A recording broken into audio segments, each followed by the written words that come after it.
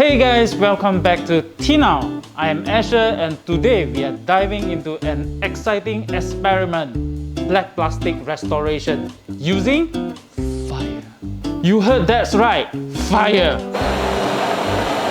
You know those faded sun-worn plastic trim on your car? They can make your ride look tired and old, but fear not, we are about to put a bold method to the test. So in order for you guys to see the difference, we're going to divide this into half. We'll do this half and this half we won't do. Okay, let's start.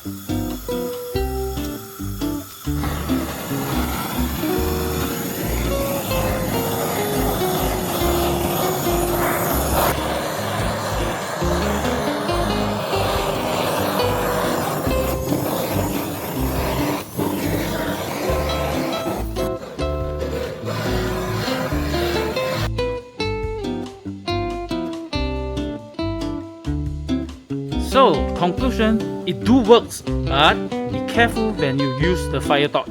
Thanks for joining me today on T-Now. If you're curious about car hacks, DIY project and all things automotive, hit that subscribe button and stay tuned. Until next time, this is Asher. Bye-bye.